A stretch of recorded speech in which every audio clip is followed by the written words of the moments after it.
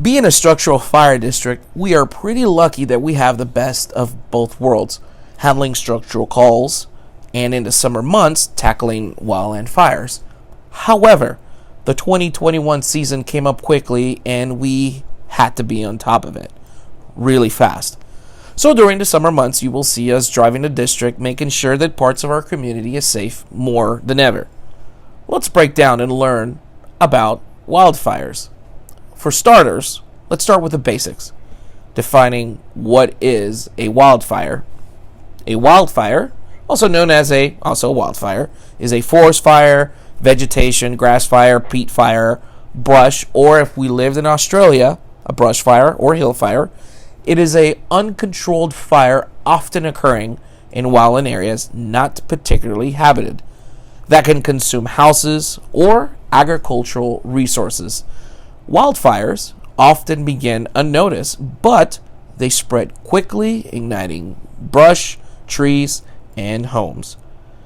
Common causes of wildfires includes lightning, human carelessness, arson, volcano eruption, pyroclastic cloud from an active volcano.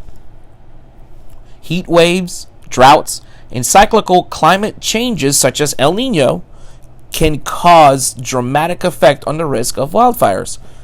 Sadly, more than 4 out of every 5 wildfires are caused by people. During the summer months, you will hear things like fire behavior advisories on the news, such as this. Lower humidities, higher temperatures, and drier fuels are increasing the burn periods. Poor humidity recovery and low 1,000-hour fuel moistures are generating intense nighttime burning, which increases demands on suppression resources and threatens values.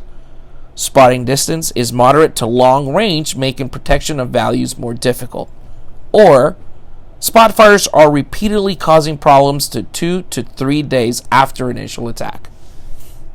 Now that was taken from an actual advisory for our actual area that was issued from the Predictive Service within NIFC, which is National Interagency Fire Center. More on that later. I'll help you decipher the lingo.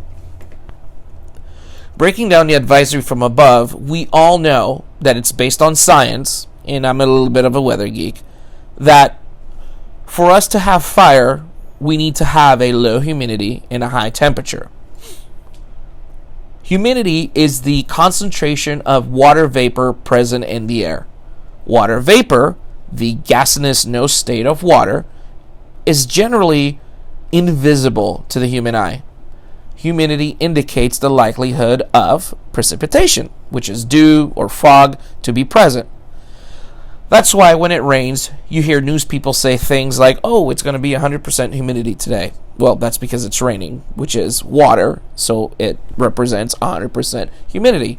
In simple terms, it's how wet the air is. Next is defining fuels.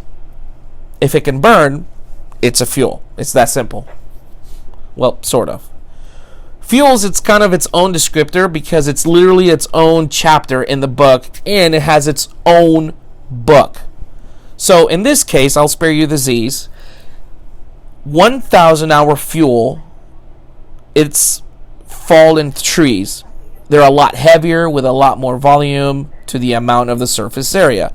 But because of the size, they're a lot harder to ignite. Unlike a 1 or a 100 fuel, which makes it a lot easier. I'm hoping that makes sense. Next is defining spotting.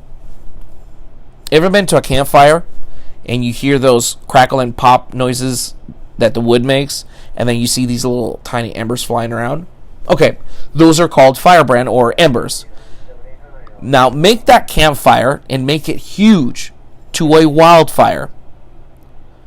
From what several feet it takes on a campfire, firebrands have been traveling at least up to 1/4 of a mile in a wildfire.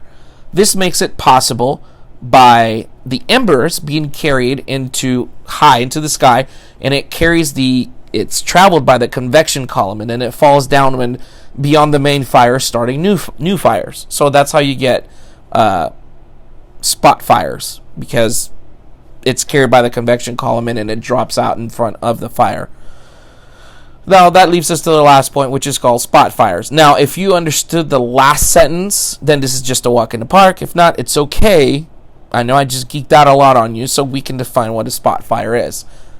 A spot fire occurs when embers land on the unburned side of a fire line. So, you see why this is very important to us. So, the fire line is literally the line that determines or dictates what side is unburned fuel and then what side is the active fire going. So, when it lands on outside of the fire line, that means that it's going outside of the area that's hot. So, there you have it. So, you understand that living in Wolf Creek, it's very important for us because we're surrounded by greenery. We have noticed an increase of not just illegal burns, but humans living in what would be called the most unconventional locations and structures. This is why it's very important on creating a defensible space and creating a home ignition checklist that is very important. Thanks for listening.